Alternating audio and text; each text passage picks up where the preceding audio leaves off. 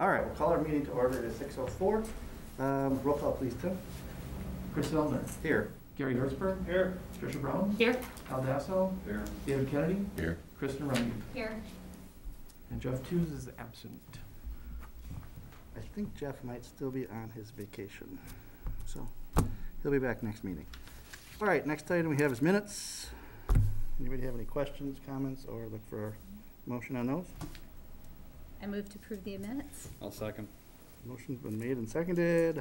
Any comments? Call the question. All in favor, say aye. Aye. Opposed? Ayes have it. Public comment. Nyla, do you have any comments this evening? Okay. We'll move on from that then. Reports. Tim, report from Tim Semin on CDA Executive Director. All right, thanks, Chair Zellner. Good evening, everyone. A few things to give you an update on. The first one is fairly recent. So in your packet was a timeline associated with the creation of TID 10. What you see on the screen represents an even more updated version. We are still working with our financial consultant to put together the project plan. So we won't be ready to go for the scheduled date in November, so we're going to be pushing that a month. So I wanted to, that was the first, I guess, order of business, is just make you aware, but also just get a sense of who may or may not be available for that public hearing meeting on December 21st. That's normally the third Tuesday of the month. However, recognizing that it's close to the holidays, definitely want to make sure we have a quorum for that. I will not be.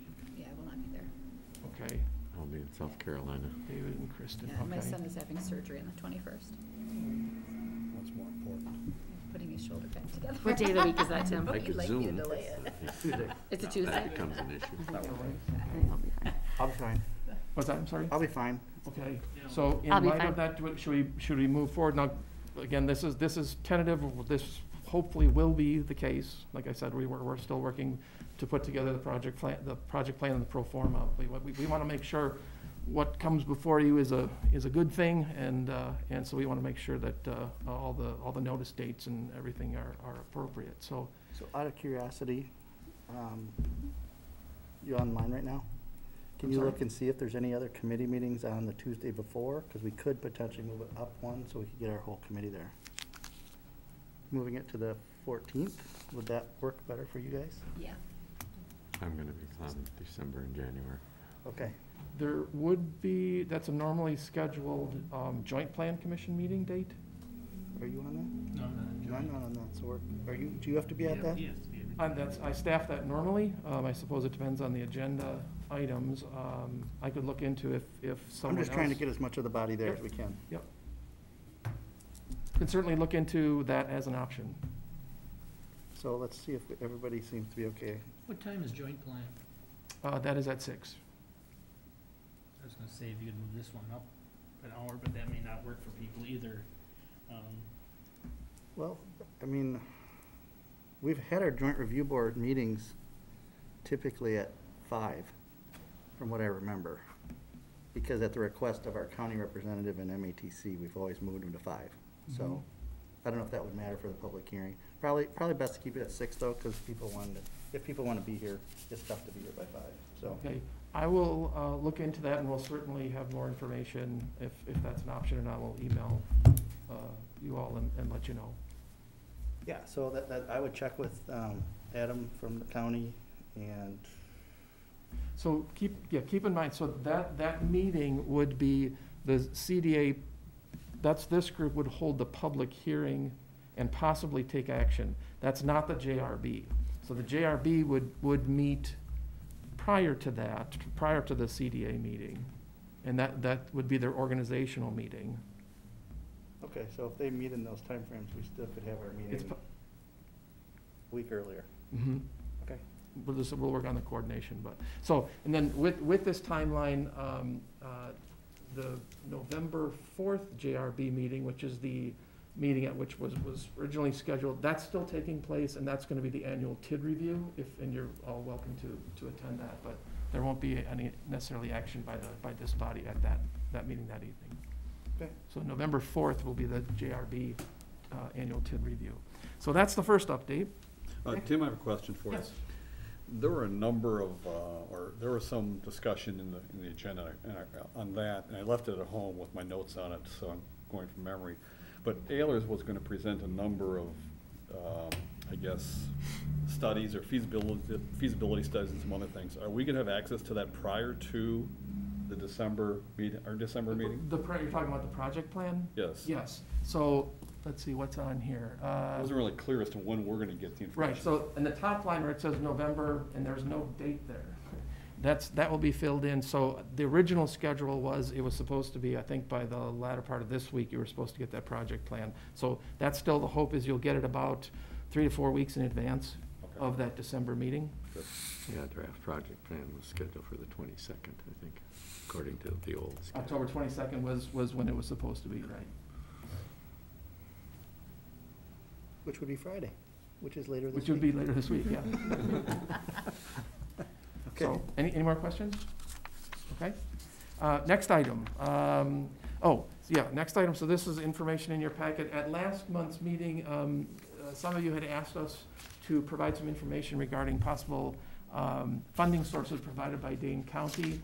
This is what we found to date. We're still looking elsewhere, not just the county, but what we'll probably do, and if it's okay with you, create a place on our website to serve as a repository for this information. But that's the intent, and this is, I guess, represents the basis for that request from last month. So it's just here for your consumption more than anything, to be aware that there are these at least these funding sources provided through the county.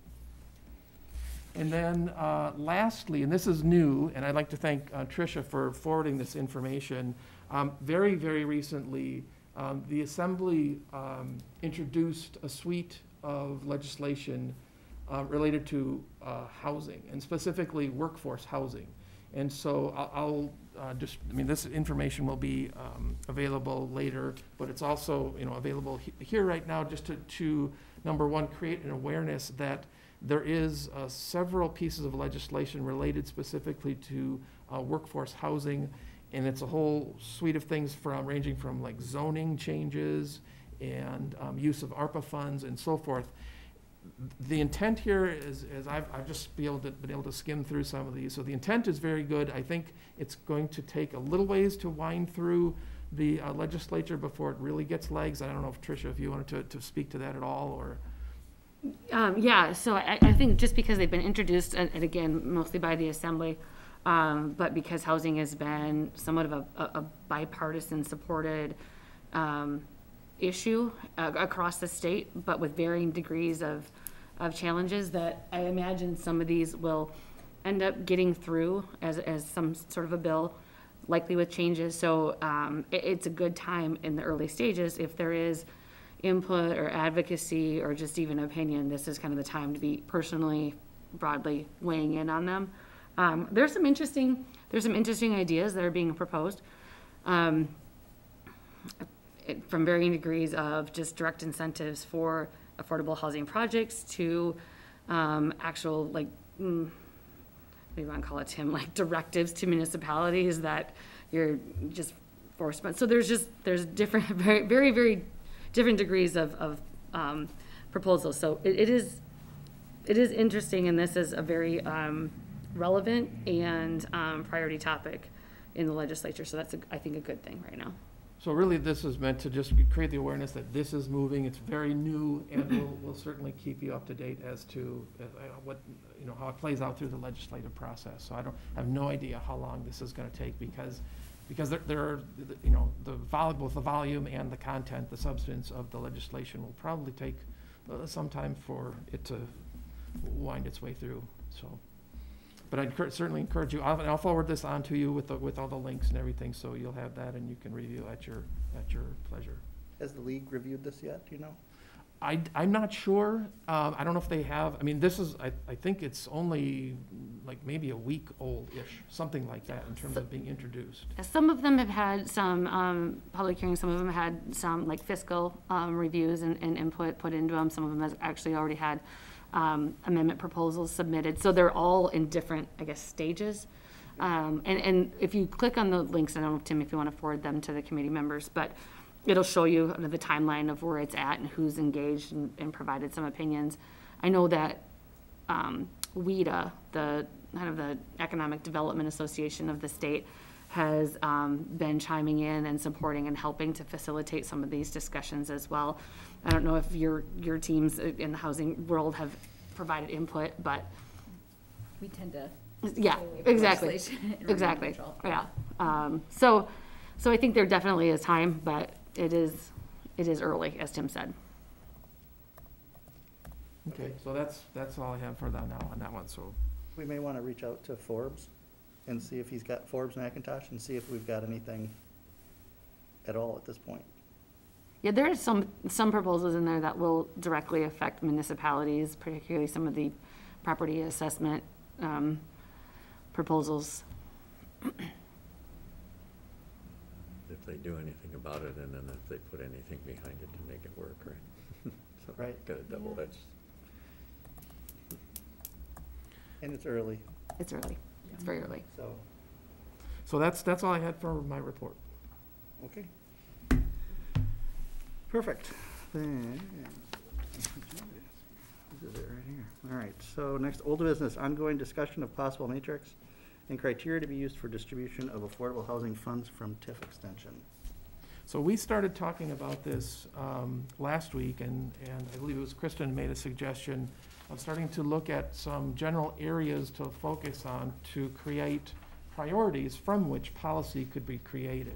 So these 4 areas aren't meant to be all-inclusive, they're really meant to be a starting point, and I'm just gonna really introduce them and really, let you go with, in terms of talking about them. And again, this is just a place to start, but just a quick summary of the 4 areas. So in terms of possible priority areas would be related to geography. Where in the village may you want to incentivize, if you will, some housing creation? Types of housing, so I think, Al, you brought this up last time regarding the definition, and the definition in the statute doesn't talk about AMI, it just simply says 30% of the household's gross monthly income. So that's a question is, what metric might you want to use? The pure literal state statute, or do you want to start exploring some other options in terms of percentages? So we'll get there in just a minute.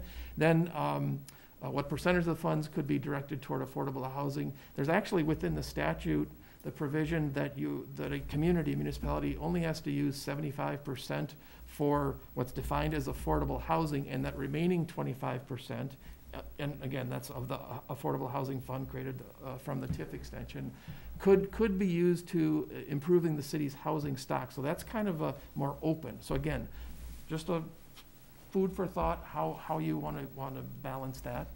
And then scale of project would be more about potential housing types. And as many of you know, not just in Wanakee, but I think throughout Dane County, it seems like there is or in the recent past anyway, has been a tendency to for developers to build a lot of 3, 4, 5-story multifamily housing, or single-family detached, twin home duplex, but there's not a lot of that middle. And so maybe that's an area that you want to start to prioritizing or ranking in that way. So all I did so that's just by way of introduction. And the only thing I had on the next slide is just, here's Wanakee, and start to talk about geography and have you start there. And we may or may not get through all these this evening, and if there are others that you all want to throw in the mix, please either introduce them this evening or let me know as we go. So if you want to start here, might there be some areas, specific areas within the village that you may want to target? And as a little bit of background, so I included in the packet the policy documents from Janesville and Milwaukee that speak to that as examples. It's not necessarily to advocate we should do what they're doing, but just as a sample. So from my perspective, it comes down to, are we looking for affordable housing or workforce housing? If it's workforce housing, then I would believe we would incentivize around employers. If it's affordable housing, then I think it's more wide open as to where we would want to locate. That whether it's on Main Street or whether it's within a subdivision being created, or something we create. So when you talk about concentrating around employers, are you talking about incenting employers or incenting their employees either through their employer or directly, so that, you know, if they can't afford a particular, you know, they can't afford the pricing here, that there's a incentive that, you know, clips off their, limits their rent, or you're talking about building more affordable? I think when I'm, it's the housing in general, it's from the consumer side, not the employer side. Okay.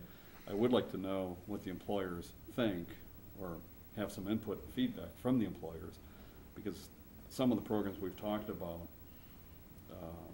in providing employees of an employer to live in this facility, I think we can work some of the programs we've talked about, but in general, the macro level, I'd be looking at the employees trying to create housing that they can afford given the context of what they're getting paid, not so much the employer. I do like the employer angle. I think that's something someone we should talk to, but in general, my comments about the employer, the renter or the homeowner.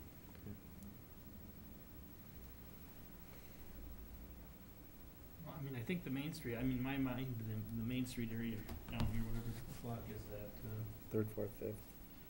well, even on the main, street, you know, where they had proposed the apartments before. Yeah, you've got Main and back, over toward Yeah. 7th or 8th Street. This is the core of the community. Right. So I don't know how big a district you could make there, but to me, that's probably an area that needs to be, have something done with. A lot of that older area, though, a lot of it already is It's- too flat. You know, a lot of the older houses have been converted, I mean, and they have been for a long time. I lived on 2nd Street and upstairs, you know, back in Long time ago. 1976, yeah. So it's like, you know, that area in there, you know, first, second, third from South Street, you know, over to O'Malley, maybe stopping at West, but there's a lot of conversion already that's been done for a long time in there, so I don't, you know. I mean, we've always pushed hard at the village and, to try to get, you know, some review of those homes, because we knew there were a lot of two flats in there, but how many of them met any codes whatsoever, you know, from trying to get, you know, ambulance service up to the 2nd floor, they, you know, what codes are met and not met, and, you know, that's been discussions over the last 15 years since I've been around here, and no one's ever figured out a way to do that. I'm not sure if that's important or not, but I'm just talking about really the Main Street, Yeah. right, what is that, off Fish Street? Is that Fish right up?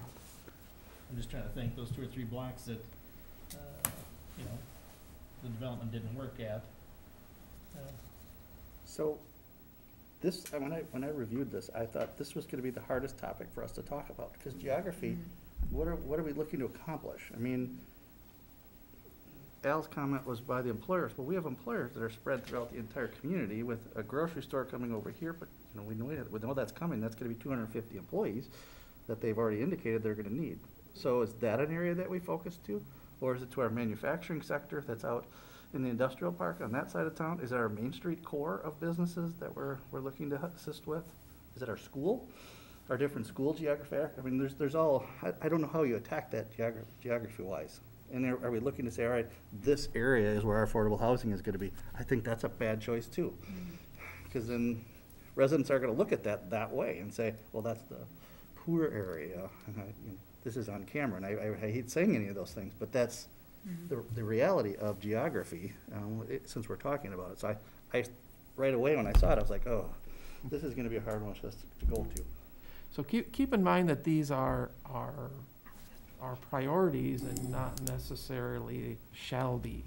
So I think you could have multiple areas, and then you would rank them in terms of again, trying to discern what priority areas. You could say, well, this area seems a little bit more important, that we want to put housing over here. This is important too over here, but maybe not as important as this area. I think it's easier for communities like, in the examples I provided with communities like Janesville and Milwaukee, where they have had some industry, things have happened, they've left, properties have been either unattended or businesses have left, and so there are these pretty obvious holes.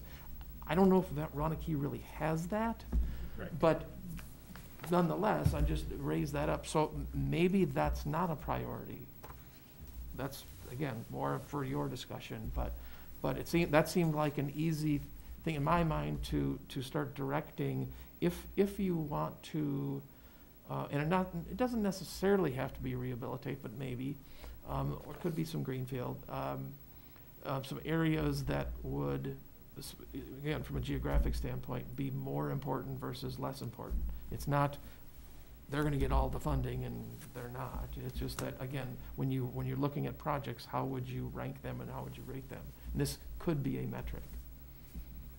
I mean, it sounds like, if you think of it, up at Hy-Vee, there's some apartments going to get built out there. So that, there's some, But Yeah, are I those think- workforce housing? no, apartments? not at this point, but they're not built yet, so, you have the opportunity there to maybe look at that. Maybe go back. There's proposed, more over there. And, Veridian has and they're supposed to be market rate, I think, also, but we have an opportunity on that side of town. So from a geography, you can get on a bike and ride anywhere, so it's not like if I live here and I don't have a vehicle, I can't get to my job. Well, you can do that anywhere in Wanakee. So I don't think geography means a lot. The only area to me is on Main Street here, where they got, you got 2 blocks of people that wanna sell their homes and, move on, and to me, that's an area geography-wise that is important, but we could also affect that, from Veridian and, out by Hy-Vee, when they build those apartments, we could do something there that maybe makes some workforce housing available. I don't know how you do that, but. I think this is the hardest one too. Yeah. I almost think that geography questions are always dependent on who's interested, what is it gonna look like, how is it gonna fit with the neighborhood? I'm channeling Jason Valerius here, so, nothing that I've ever thought originally, but just hearing him talk, so. I don't know if we set some other criteria first, maybe then when That's we get okay. to geography, we will be like, okay, yeah, now we've got kind of the shape of things. Do you have to include geography as one of the metrics? I mean, is that, No, and see, we're in Yeah. a unique situation that you're sort of starting from ground zero, and I didn't want to come in with a template, because honestly, there isn't one. Every community is different, and where they see priority areas are unique to that community. So, no, there's none, and keep in mind, there's none of these are requirements. So they're really meant for, plant the seed for discussion. And hopefully that will foster some conversation or trigger some other criteria that you may want to investigate. yeah, it'd be interesting, because it's at the pace of which Wanakee has developed over the last few years, and I think earlier the conversation was, employers getting involved or engaged in potential developments down the road, that you want to almost be as flexible as possible when it comes to the where, or just having the resources. I just don't think you want to tie your hands if there's potential opportunities that could be in places we hadn't even thought about before, right? Like, So let me give you an example of one person I was working with in a municipality. And they were willing to put up workforce multifamily. And the project, because of its size and because of the need, was about a $30 million project. The municipality, through various techniques, was willing to give $10 million to, with conditions on affordability for the residents. Ideally, obviously, for them to work in the local area for those employers. you know, that's where I'm coming from, is when I talk about trying to put something relatively, or within reach of the employers, from my mind, you know, I hear what you're saying about, Gary, about downtown, and I'm not in disagreement, but to me, that's a different issue than what's in that Hy-Vee area or in the business park area. And if, and I understand Veridian, I think we have a little bit more challenge on the other area, the Hy-Vee area, because there's, and you just mentioned today, there's something affordable perhaps going in there. But if we're really serious, you need to incentivize some of these folks to develop something that is affordable or workforce as opposed to market rates. I think downtown is a challenge. I think there's a lot of opportunity there. I don't know what that all is either. But I think from my mind, again, those employers in the business park and in on the, I'm not even sure it's called, the Woodland Crestway or what it's called, that those areas are the ones that I'd focus on. I have 2 questions for those comments. One is the $10 million that the municipal was gonna put in. Mhm. Was the municipal a size of ours or bigger? No, substantially bigger. Okay. And I'm not giving any, I'm just giving you an example. yeah, I was trying to listen to what you're saying, and so I'm thinking, all right, well, if it's $10 million, what size was that community that we're talking $10 million from a scale? Yeah, yep. And then second, with that $10 million, here at least, when I hear that we're gonna subsidize, that's true subsidy right there. The taxpayers are subsidizing that here, and they're paying to live in Wanakee, probably higher than other places already. So is how do we massage that for those residents that are saying, all right, I'm paying more to live here already because I wanna be here. Now you want me to pay for others to come here Right. to drain the services potentially in their mind. I'm just thinking of Mhm. that aspect of it. So those are my 2, as I listen to what you're saying. Well, Not that I think it can't be possible, those are the obstacles that I see in front of it. Yeah, and I'm not here to kind of control, I'm just trying to throw things on the table and Sure. say, you know what, let's open some discussion here and get some thought going. That's all I'm trying to And accomplish. the only thing geography does in my mind is if, over time, we can afford, you know, it might spread out the workforce housing versus having it all in one spot. Mhm. If that's what we're trying to avoid, geography might be important to say, hey, let's get one over on this side of town and one on this side of town, so we don't have it, a concentration, you know. So that's the only way geography fits into me. I would suggest also, I'm not sure which of you 2 said it, but we should have a meeting that we just bring employers to us and have them talk about their situations, because it's not just in Wanakee, this is all around, where employers can't find employees right now.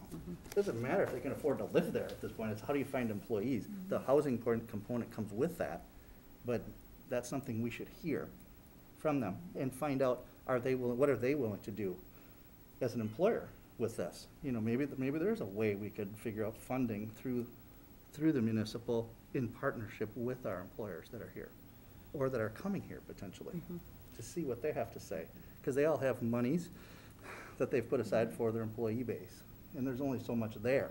We know that. Every employer has, to make their numbers work, they have a certain amount they can pay their people, and won't go over that. So looking at housing is a component of it. How can we intermix those wages with the housing? Maybe it's stipends from the employer that it has to go towards housing. That maybe we could be matching to a certain degree at the village, or having grants that could go towards those, working out of these funds, something along those lines.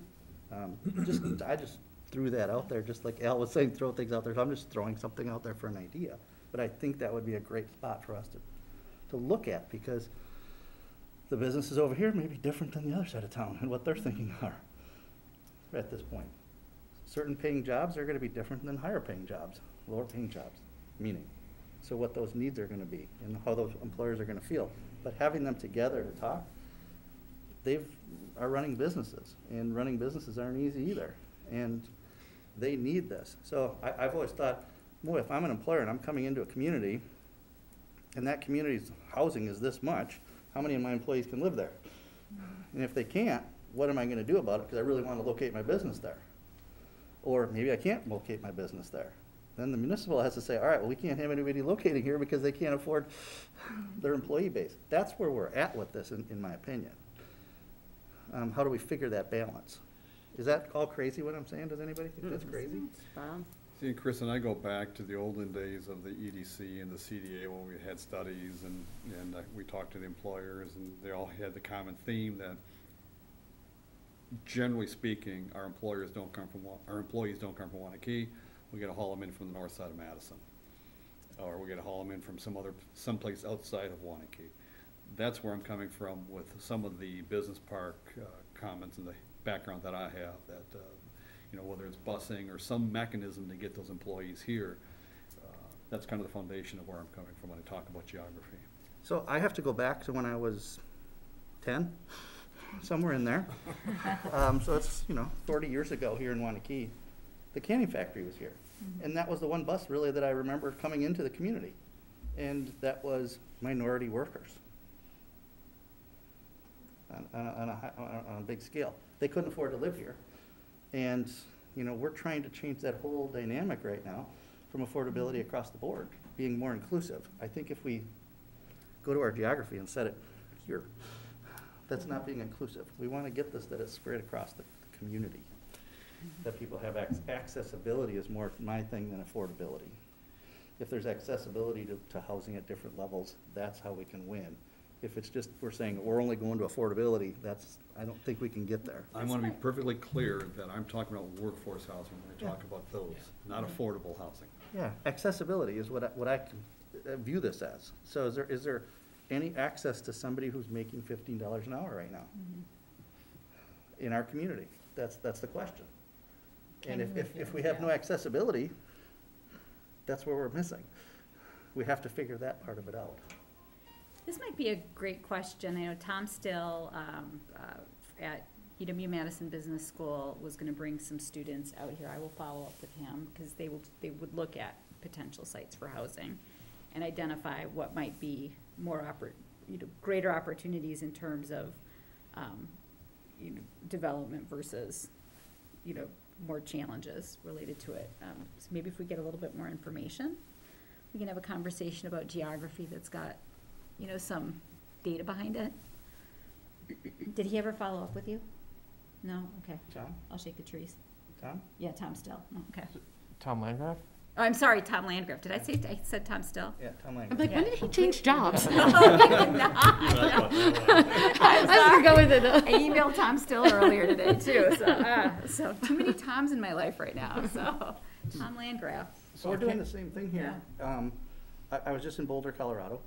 In Boulder, I always go and look and see what housing prices are. When I get out to Boulder, it's a little bit bigger. It's smaller than Madison, but bigger than Wanakee. And prices there are way higher than anything here to live there. And, that was, and then I was in Estes Park. And then it's just, okay, we have to be a millionaire to be there, pretty much, at this point. Go to Breckenridge. That's just the nature of it. But for Boulder as an example, the workers are not living in Boulder. They can't afford to live in Boulder. They are living out in Greeley, Correct. places out there and driving. Which is just like Denver. Right. They've sprawled all out into different little communities, and those communities are more supporting and working in Denver. I'd just like to reinforce Chris' idea about getting business people together to talk. Todd put together a wonderful presentation together with the transportation folks on busing alternatives, rented vehicles, ride shares, so forth. My business was the only one that showed up. That's all the chamber members were invited, everybody. I really think we've got to hear, because I know I'm projecting to this group that I'm having difficulty, we're having a terrible time hiring employees, just like everyone else. But before the COVID, we also had that trouble of getting people here. And I'd sure like to see if there's a way we can get some business people excited about this. And maybe that's just starting a dialogue so they can hear from others that they're experiencing that problem too. So I'd reinforce your recommendation that we try to pull something together that engages. But I don't know that it just needs to be housing. I think transportation is tied to it. Yeah. How many no hiring signs are there? Everybody. Everybody. One for every business right now. I was gonna say, everybody's hiring right now, and part of that issue is people don't wanna come back to work, cause they, You know, Jeff, I have to comment, you know, how many employers are concerned where their employees live. Does it matter to them? I can tell you my Kennedy Hahn days, I had employees from, you know, Portage Poinet, Sun Prairie, Mazomanie. I have to say, I didn't think about it. They needed to live in Wanakee. Maybe I was, you know, pretty narrow vision, I'd have to say that, but I think I have a problem right now of knowing what are we really talking about when we talk about affordable housing? What's the, you know, what's the price level? What is our, you know, you don't even really want to use a, you know, a median wage. You want to talk about, you know, what's a median wage of bottom 40% of the employees? I mean, because that's really where you're talking about can't afford their housing, right? I mean, you know, we have a fair number of people in Wanakee who live on well beyond $70,000 a year, you know, and then you start applying that 30% is, I mean, I in my mind, I don't know what that number is.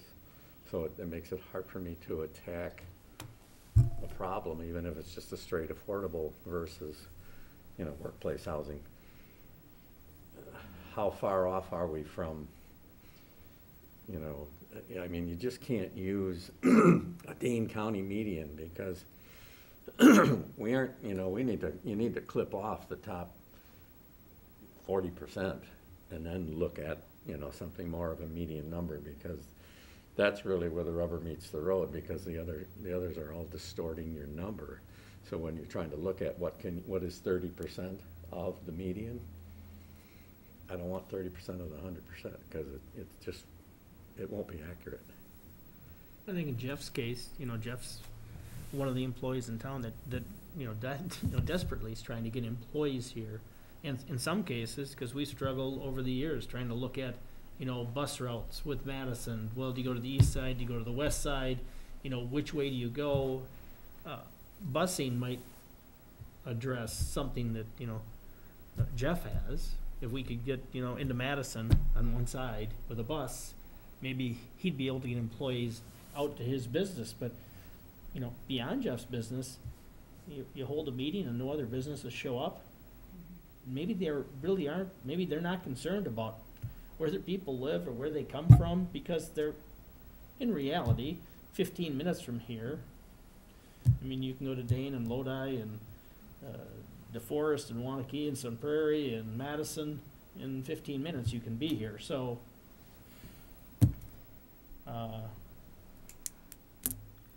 it's always been our struggle. And I don't know how you, so there's it's a hard one to fix. I know we're trying to stay at a 30%. I mean, in the banking world, you know, you have certain criteria you look at when people are looking to buy a home.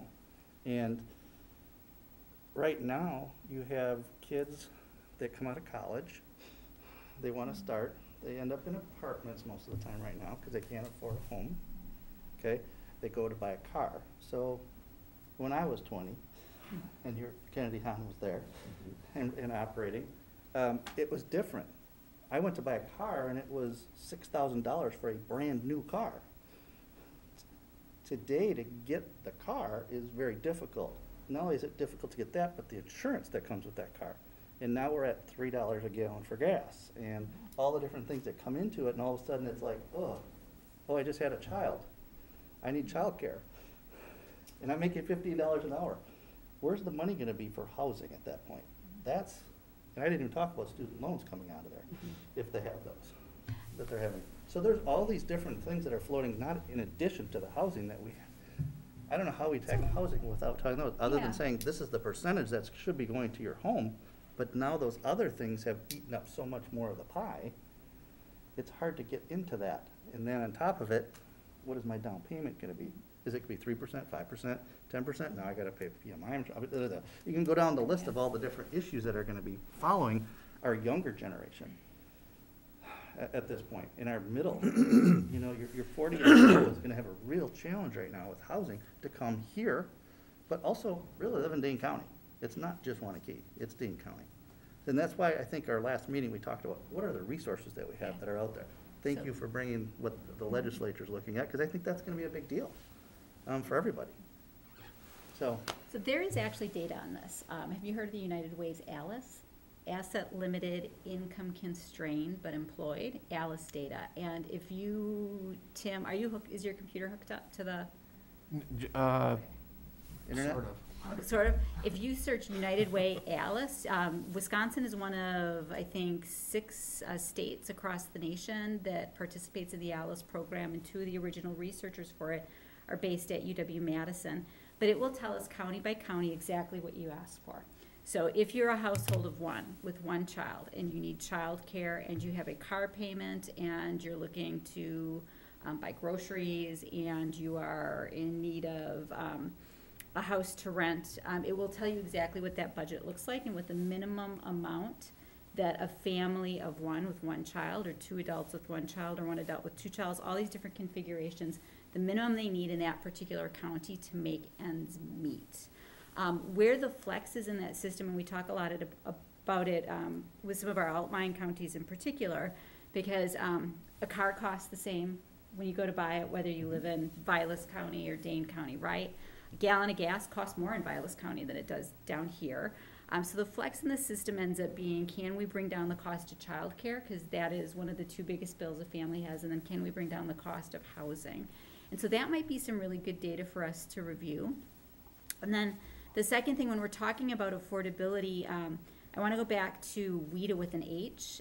They do have, depending on what your wage structure is in your household, here is what you can afford. So when we're talking about workforce housing and affordable housing, they're overlapping concepts for sure, right? And if we know what the wage structure is in town, and we had some of that data in the report, but it's now from 2017, 2018, I forget what year we pulled the census from, we can kind of back into that, and we can kind of identify, well, if we know that we have a lot of employees here that are making $15 an hour, and maybe they're not all coming from Wanakee, but we know we need, we could use 100 more people in town looking for that $15 an hour job slot. Where and what would that look like? Where would we put them? How many more housing units? We could probably recreate some of that data pretty easily. We'd have to be careful, because 3 years ago, wages are nothing compared to what they Yeah. are today. Yeah. Big change there. Do you think people would respond to a wage survey if they knew we were doing this? If we sent it out to employers and say, respond anonymously, what is your starting wage? I never know if businesses are gonna, especially in a tight labor market, if they would feel comfortable. So what we historically that. did with the Mhm. Economic Development Committee, and that's my only reference point, so by no means it's the answer. But we had asked Todd to visit 3 to 5 businesses every month, and then he would report back to the EDC with the set questions as to what the discussion was all about, what the issues were, and so on and so forth. Then once a month, we also had a presentation by a local employer about their challenges, about their work, what they're doing.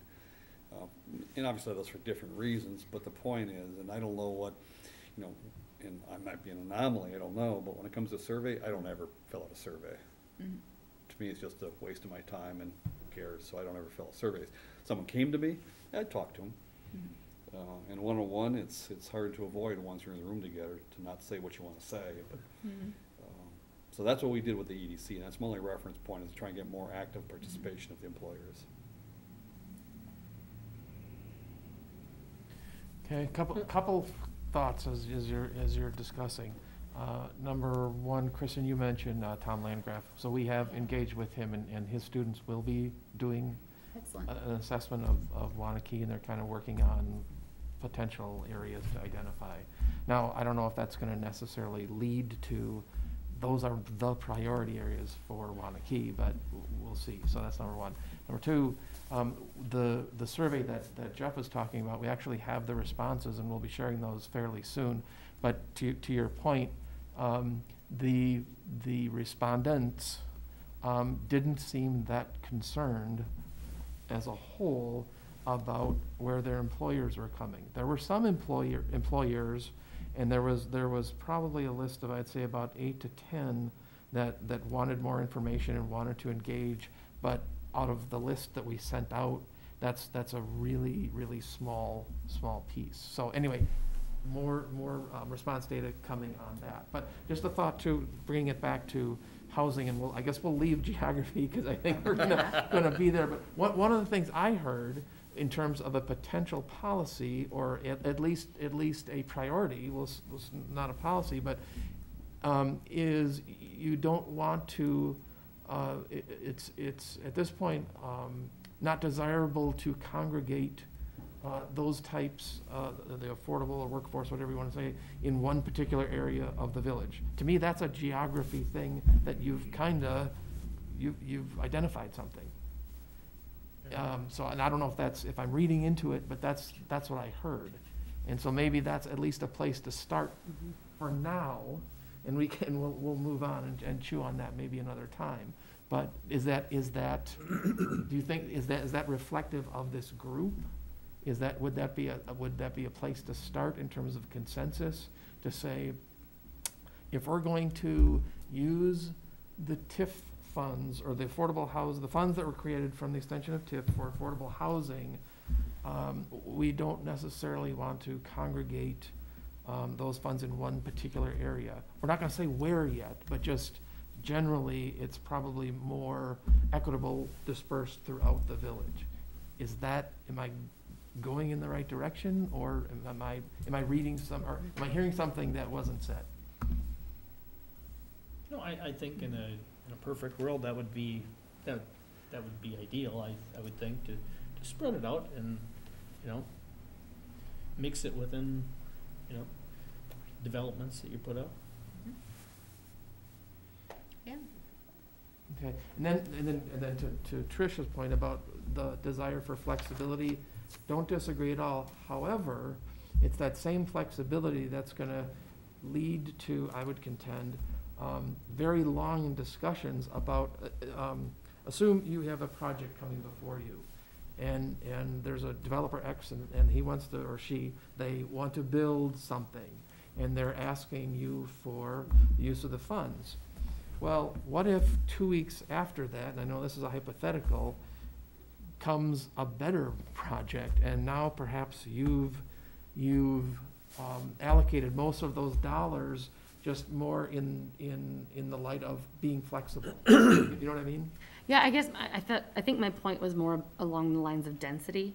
We really haven't defined what is affordable housing. Is it a small single family versus a duplex or condominium, or is it an apartment? So I think that's more of where I would say geographic constraints would come in, not necessarily income requirements. I think that was the point I was making, is how do we make sure if there's somebody that wants to do a cool redevelopment project, or something like that, and make it affordable, I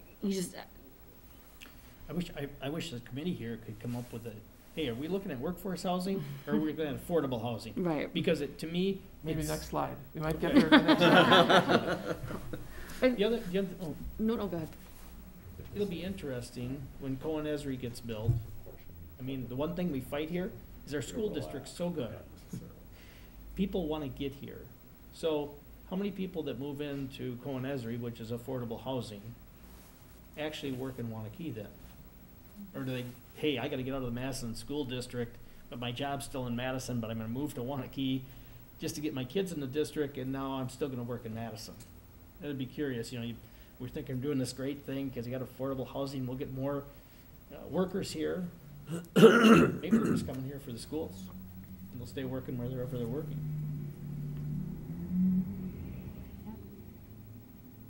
That could happen, Could be, yeah. yeah. I think they'll be just like the rest of us. Who's Yeah. gonna pay me the most for what I do? Yes. That's the direction I'll point my car in. So, Okay. my employers are listening. Ignore that. In Or the give me a interest of raise. keeping conversation going, are you okay if we Move on. for Yes. now? Okay. So the next one, looking more at the affordable, and so this may get more to the although it doesn't say it specifically, workforce versus affordable. So what it's, and this is a little hard to read, and this is the data that I could find. So Kristen, I may be picking your brain as far as better data sources. But the top one, the two circles there come from the U.S. Census Bureau's ACS, or American Community Survey data, but it's for a timeframe which is 2015 to 2019. So it's a little bit old, but looking at this really is more to provide, and I think, and I don't know if David, you were mentioning this, but there's a difference between Waunakee's median household income and Dane County's, and it's at least by this metric, pretty large. And so I don't know if you can read it. So the Waunakee median household income, and this is in 2019 dollars for this time frame, was $112,845, and then same metric for Dane County as a whole, $73,894. So from a percentage standpoint, that's pretty big. That's a pretty big spread. So when you talk about whether it's affordable housing by the pure statutory definition or workforce housing, what that means in Waunakee is different than the county as a whole. And so the question here is looking at again, in terms of someone comes to Waunakee with a proposal, and they say, I want to do X. Do you want to, what metric within this framework would you want to use? Do you want to target the what I would say in terms of workforce versus affordable, more on the affordable end of the spectrum versus the workforce spectrum?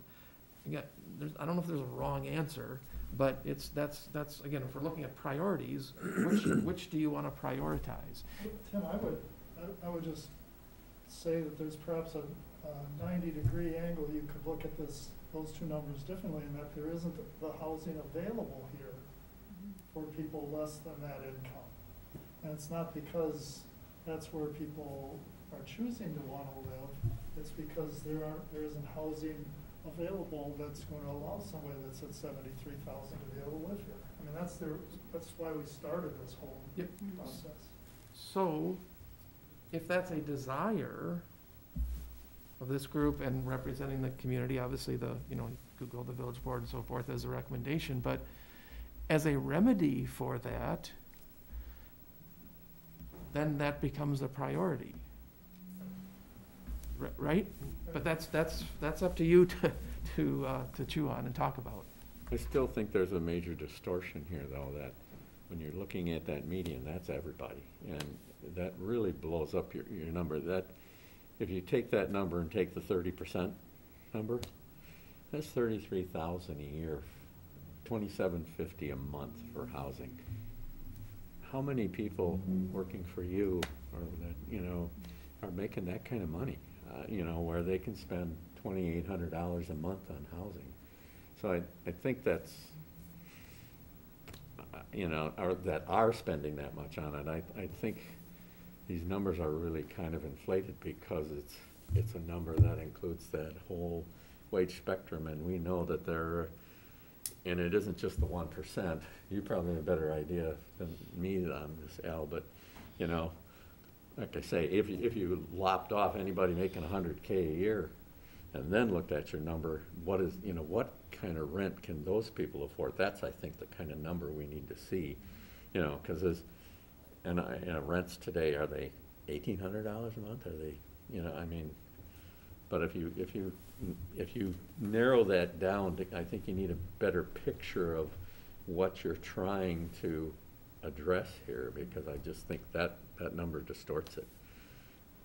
Because we don't have a housing problem if you said, median salary in Waunakee is $112,000 and you can spend $33,000 a year on housing. That's not the issue that we have. And that's median. Yeah. So half make more. Right. So half make less. Yeah. So in only because you referenced me in your dissertation. It's the accountant that was saying. If it were me, I'd do it the opposite way. And I'd find out, again, going back to the employers, coming up with what is the average salary or wage that the employer pays. And from that, you can build up then what that average employee can afford for housing. Right. So I'd come from a different angle than what this is.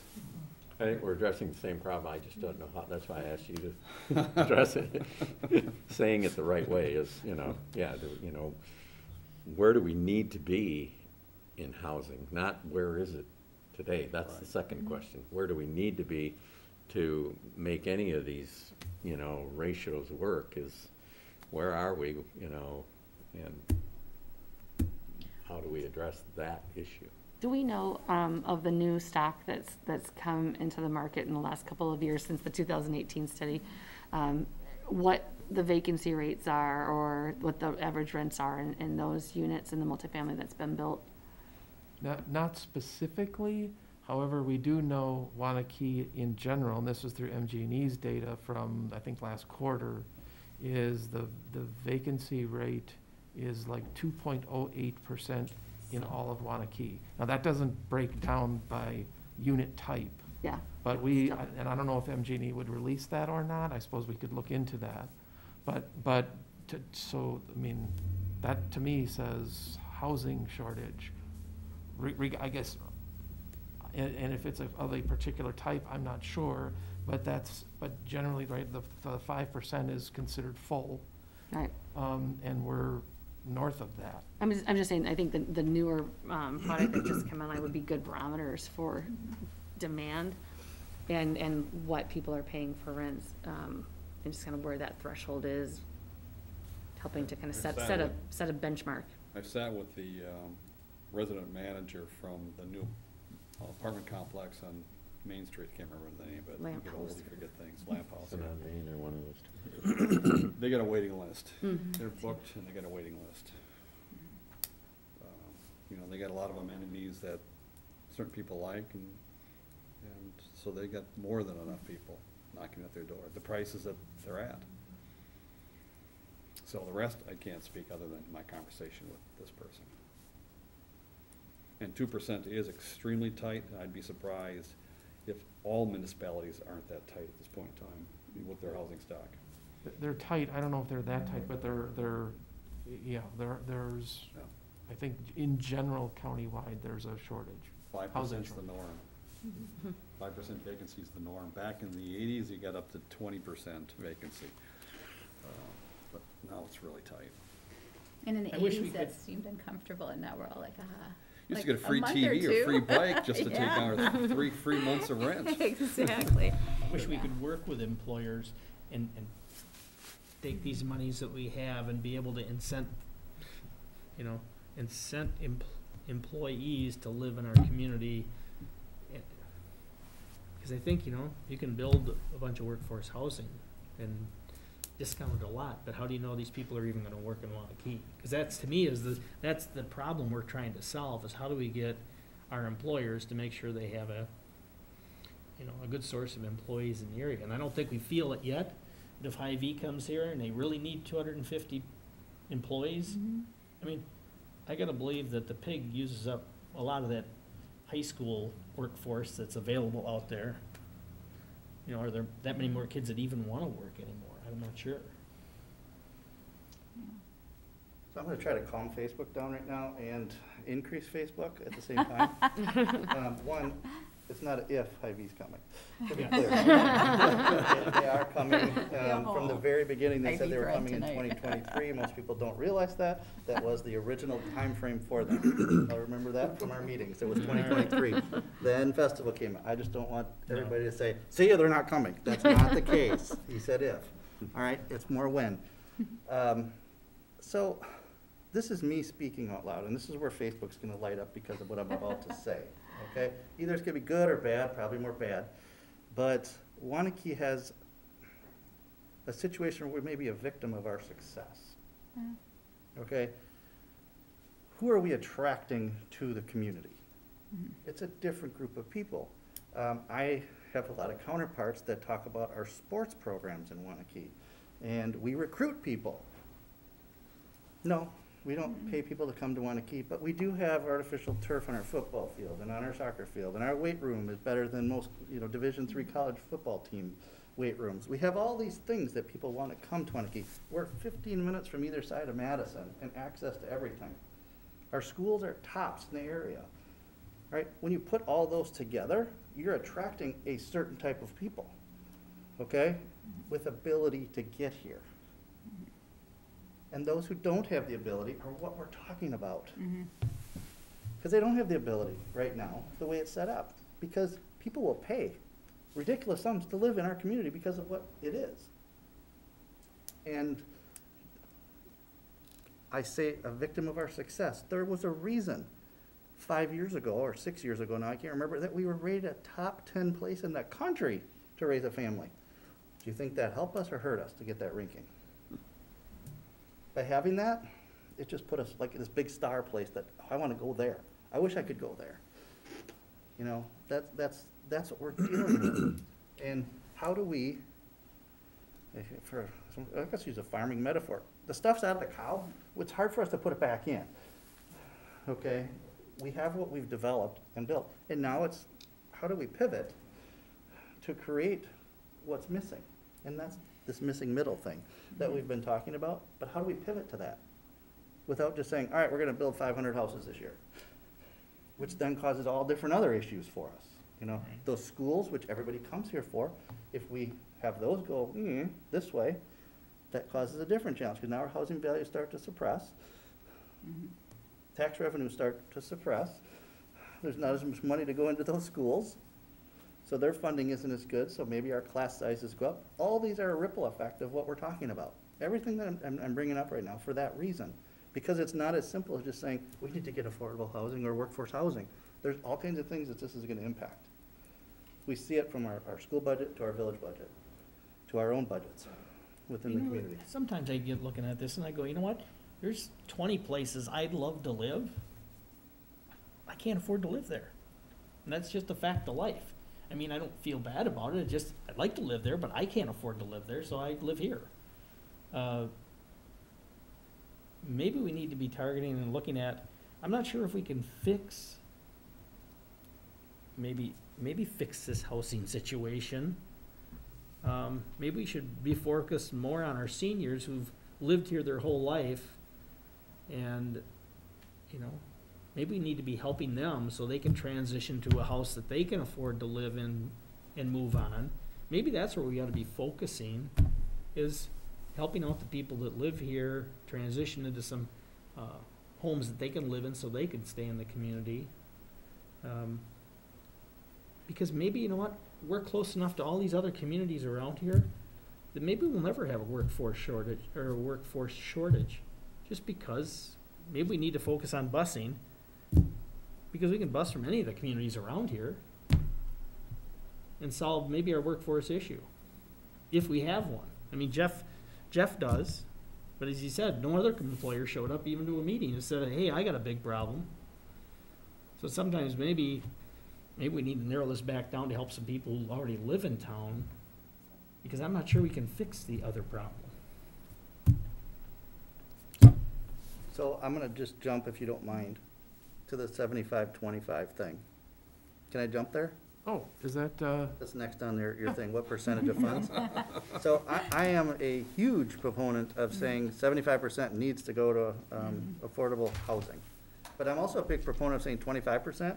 We need to use for a housing stock. And part of that, I think we could use towards grants and various other things for those first-time buyers to get into our community that could be helpful to them. Now, we have limited funds at this time. We have some TIFs that are gonna be closing here in the next couple of years, which will have a lot more revenue that we could use towards this, but we are already probably at 75% with our first TIF that we used. Is that fair? With the Cohen Esri project alone, we were It probably was what, close. 326 or something out of 500? So yeah, it's pretty close to 75, I would say. So we have opportunities.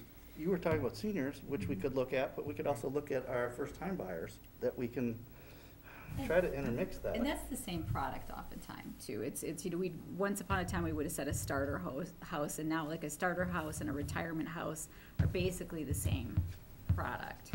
So what is it, and I'm not speaking for anybody else, but when I look at going into my retirement in 15 to 17 years, I love people my own age, but I also love people that are younger, I love people that are older. So like a mixed income starter home, townhome, single family condo, standalones might be fill some of that solution. I think the one thing that seniors struggle with, it's maybe not the price of the home, it's the taxes they have to pay. So what's on Woodland? What is that little development on Woodland across from Carriage Ridge? Oh, yeah. Do Yeah, they pay Dylan Brandon taxes Glass. there on those homes, or are they included in the price? I thought there was some kind of discounting that they received, and that's why the place is always full, because it was a way that, instead of paying, $6,000 a year for a senior in a home, Are you talking about the condominiums that are there? Yeah, that whole complex there, whatever it's called, next to I the don't know. Saddlebrook. Next to Yeah. next to Saddlebrook. Yeah. Yeah, okay. I thought there was something there that either they didn't pay taxes, it was built into No. the We looked at mortgage. a couple of units for my parents, and they pay taxes. Of course, the units are valued at less, and it's town of Westport, so the taxes are a little bit different. Then they also pay, you do HOA fees and condo fees on top of that, so, And they pay utilities through and the them, utilities, are yeah, also much higher yeah, in Westport. yeah. 'Cause how do you help a first-time buyer in Wanakee? Because if a house goes up for sale here and there's a first-time buyer, there's probably 30 of them putting a bid on it that are all first-time buyers, and one wins. The other 30, it's so competitive now. How do you reward some? I don't know. But is that a product of the times, or will that at some point in time Right. go away? We all there's always ups and downs in everything.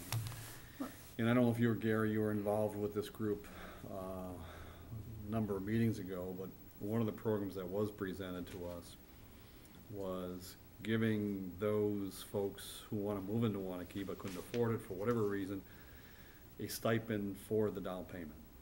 So it's either rent to own or it's a move-in. And I know some municipalities will actually pay some folks to move in. Hey, here's $5,000. You move into our area, here's 5 or 10 grand. So they'll pay for people to move into the area. So we had talked about perhaps we need to subsidize some down payment for those who can't afford it, who meet certain criteria. But are they gonna work here? That might be the condition. That might be That's the condition. issue, is how do you tie to the workforce? We can do whatever you want. Mm-hmm. I know we like to look at other areas, but, there's nothing wrong with leading the charge, or leading the race versus following the race. That's actually becoming like a national trend. Our communities are paying people, like Little Harmony, Minnesota, $12,000 to move there. Like, there's the whole website where people can go in and apply for different communities. It's not unique anymore. No. But in Maybe those it's communities where employer-based. The employer puts an dying ad to up have there, they people look move for in someone, this person meets the criteria. We go through the filters that we have, and okay, here's the money that, whatever it is, to buy the home in Wanakee. Or here's a rent stipend to come and move into Wanakee to come work with a particular employer. Again, I'm employer-based and trying to find the workforce. I'm less inclined on the affordable part of it, but more inclined on the workforce part of it. Well, the other challenge is, take housing out of the equation. Is it just a workforce issue? So that's, I think, part of the conversation too, is really what is the real heart of the problem? Is it housing, or is it just across the board? It's not just Wanakee, we know that, right? It's all of the communities. So trying to think, bigger picture, to your point, what really are we?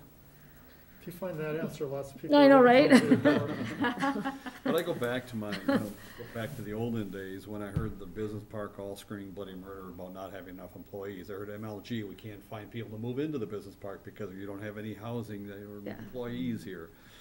I go back to those days when I heard a lot of folks from that neck of the woods, screaming bloody murder about we can't find anybody. And it's tough today from the employee standpoint. It's very competitive, which is why everybody's going to technology now. Skip the employees, robotics and technology, that's the way to go.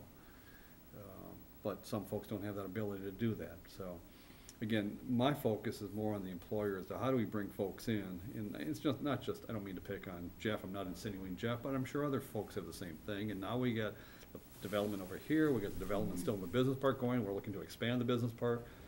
And where are all those folks gonna come from?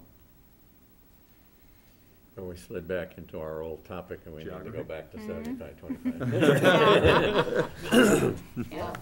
I was, we weren't planning to finish this tonight anyways. We knew this was gonna be. So is The that, fact we're at number 3 is pretty good, I think. Yeah. is that a direction you want to go? And so, just in terms of numbers, what the statute allows, do you want to, at least for now as a starting point, say, generally, we want to use, we want to limit that pool of money, 75% of it toward affordable housing, and the other 25% would be then used to improving the city's housing stock. Is that, So when you say improve the housing stock, existing housing stock then, so we're looking at grants, are we looking at?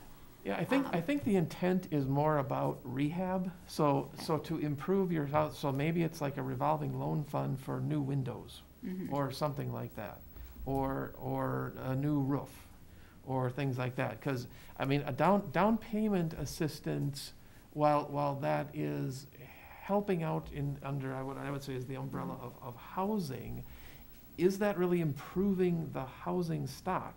It's allowing a person to move into a house, yeah, but can that be construed as improving the city's housing stock? I don't know. I think it's, so the intent, I believe, is more about your existing housing stock, and instead of using that for a solely affordable income-based approach, there's, well, I'll say an older part of town. Yeah. And maybe there are seniors living there and they're going, gee, we're on a fixed income, we can't afford new windows or new roof or something. But it'd be nice to have this part of the community, spruced up, if you will. Maybe that those dollars could be used that way. I think with a grant program, especially for a community the size of Wanakee, those funds would poof, go Yeah. away pretty quickly, and then you'd wait for another 10, 15 years or something before another TID closes to a point where you could replenish that. So that's something else to think about is it, how do you want to keep those dollars circulating in the community versus just saying, oh, here's an incentive, if you will, more of a grant versus a loan. Yeah, I like the idea of a loan, because I like to keep dollars circulating, and I think we do run into criticism, justified in some cases, that would be subsidizing some homeowners over other homeowners and favoring people who moved in. One of the phenomena we know that happens is that people who are on the lower end of the income scale are often, their homeownership opportunities are in older homes that need rehabilitation, and affording the home is enough, and you move in and they can't afford to upgrade the windows, replace the carpet, do things that are really necessary for the home. Bring them up to code. Yeah, bring it up to code. Yeah, bring it up to code. So I think we could probably, with that, sounds like an interesting way of killing more than one bird with one stone. And I can imagine our seniors and some of our, we've had over the years that we've been working on this, people come and say, I would love to stay in Wanakee, but I can't afford it anymore. And that could be that their taxes are going up at the same time their roof needs to be replaced or their house is aging. So I like that idea. Well, we had a presentation on that half a year ago or a year ago, whenever that was. A very good program. We can copy that. Yeah. And that's where I thought one of the steps was we were going to get a list of all those different programs we had so we can refresh our memory and recall what we might want to do versus not do. But my recollection is it can't be discriminatory. There's some housing issues. And someone making $1 million could apply for it, as well as someone making $15 an hour could apply for it. There's some discrimination or some rules in regards to that. And through the vetting process, they would hopefully vet out the $1 million person versus the $15 person. But I don't remember all the details on that. There may be a reason to see where some of these bills go, because they could either bolster or help direct where we want to focus the Wanakee funds, because some of them do have rehabilitation grants included, using some of the ARPA funds for potential down payment assistance. So there's things that you guys, that we're talking about here that are included in some of those bills, so to see where they might go or how they might affect Wanakee at the end of the day, that could kind of help us decide which direction we wanted to go with it. But, and I respect that, I really do, but I think the issue here is we have that 25% pool of money. What are we gonna do with it? But that might affect what we do with it. Right. Yeah. Yeah, for sure. Or we might enhance that in some Right. way, or grab some extra cash. I mean, I like that idea, if we could try to help, you know, I focus on that part of Wanakee, which I think is important. There's a lot of seniors have that comment, or they don't have a place they can go, you know, there isn't a housing choice beyond owning a home, because everything is so high. I mean, the affordable housing, can seniors ever qualify for that? I mean, can they fit into that model? Yes. Well, plus I think when you're talking seniors, you're also talking about that inevitable thing about there's only one left out of a couple, and, you know, that changes the dynamic dramatically, you know. So, Is there a way for us We to, do, I'm sorry, we go. do have we have some options for seniors. We lack, we just had neighbors across the street from us that moved because they needed a situation like we see at Attic Angels, where, you know, they wanted to move into a condo, and then, you know, they were in their 80s, they knew at some point one of them was gonna need assisted living and then nursing care. And we really don't have kind of that sufficient first step, that moment when you're too young to go into assisted living and you don't need it, but maintaining a house isn't your thing. So those standalone condos, a townhouse might not be right because it's got 2 floors, but yeah, we really lack that. So my wife's parents, there's a place in Illinois called Concordia Village, and I think it's a Lutheran related, so they have, you know, 10 condo duplex homes. I mean, they're gorgeous. Yeah.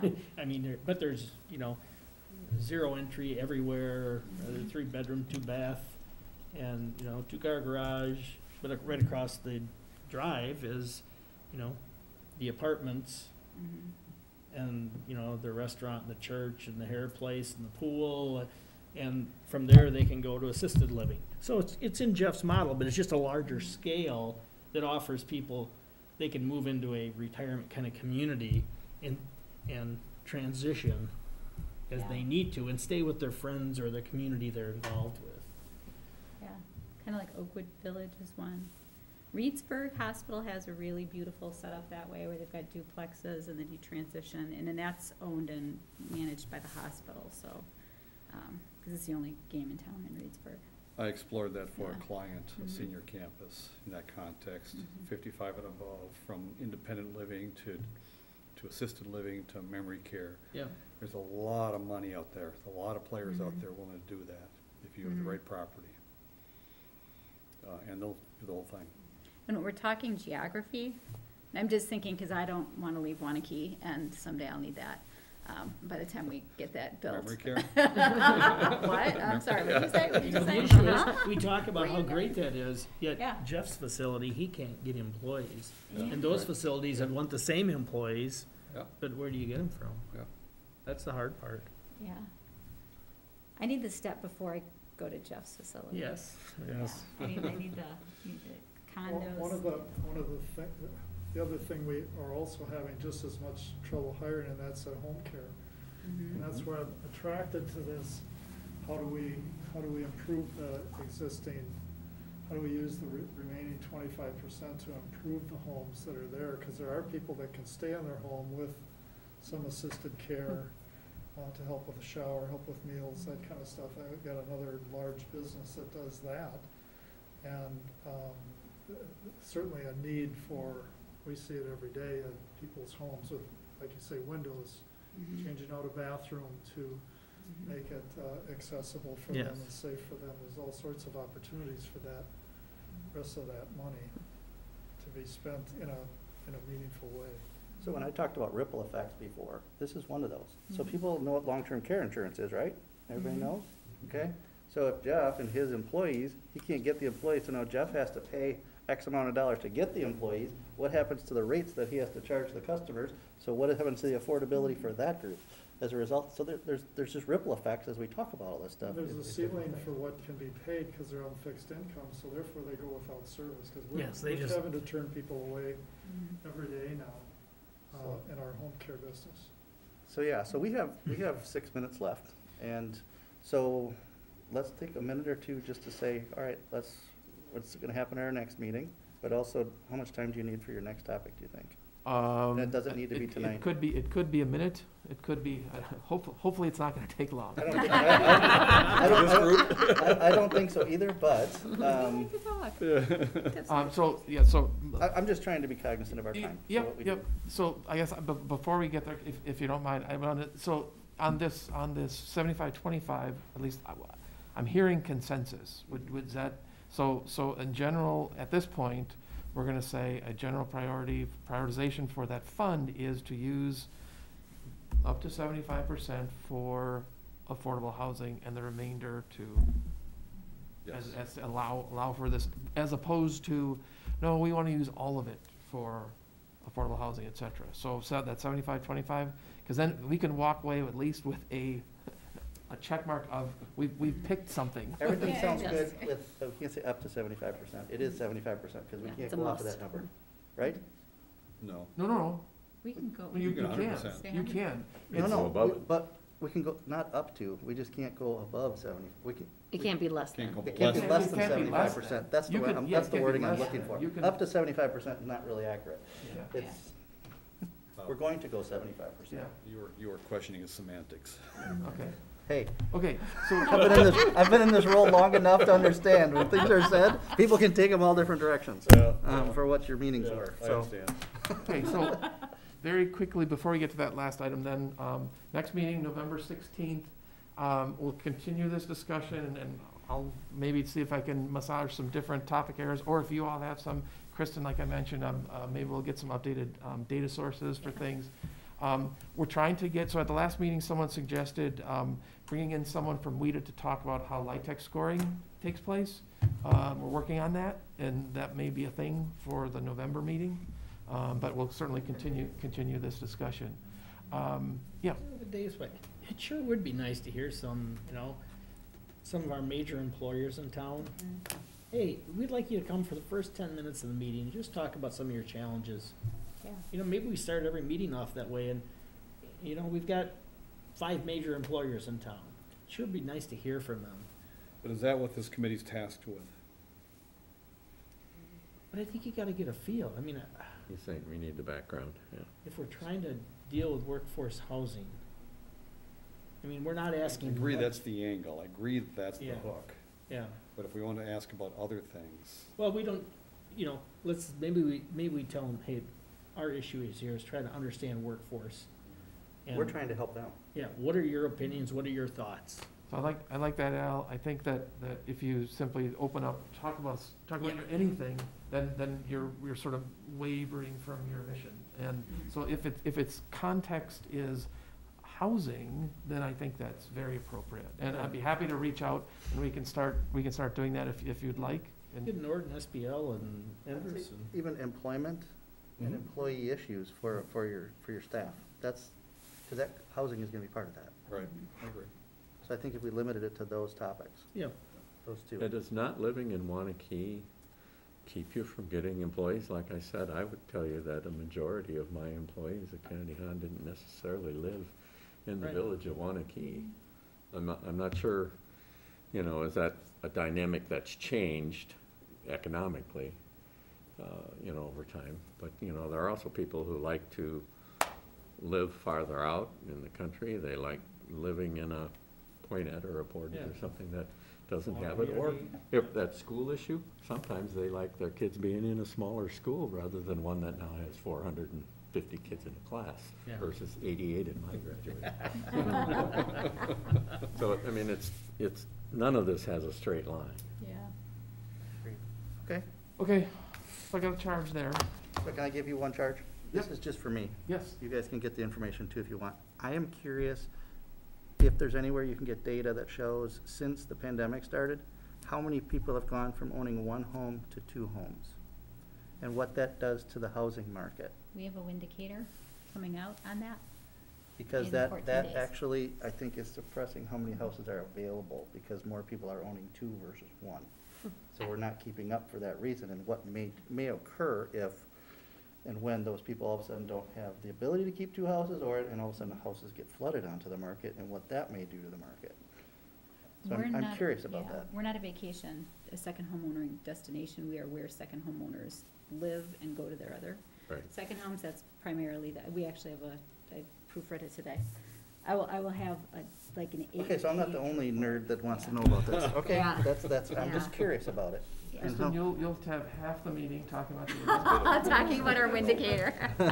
I'll bring Matt Kirison. It's his windicator I just proofread. All right, so then, Tim, you better hold it to us for a minute. I hope you Okay, might have that okay. opportunity here. Last What's our item next quick. one? Let's move on. Last item. Go ahead. It's So in the, Right. bylaws. in the creating resolution for the CDA, is, shows on the left-hand side of the screen, it outlines some of the duties and responsibilities and things related to meetings, quorum, and bylaws, and it says you can change your bylaws subject to approval of the village board. So one of the things I guess I'm asking you to do this evening, and on the right-hand side of the screen, included in the packet, in the bylaws currently, the executive director shall be the village administrator. That's how it's worked in the past. And one thing that I passed out a hard copy of is the position description for the community development director. And you'll notice up in the general portion, there's a few references to the CDA. And so asking that instead of that the motion would be to recommend the bylaws be amended to reflect the community development director be the executive director of the CDA instead of the village administrator. That then would go on to the village board. So moved. Second. Discussion. Okay, we have a motion and a second, and Al, go ahead. I had it highlighted too, by the way. We were gonna- So I have no problem with it, except for putting into the community development director. Do we pigeonhole ourselves by identifying that person or that title? It's not about you, it's about the title. The title. Should it simply say a person, and I'm being generic here, as approved or appointed by the village board?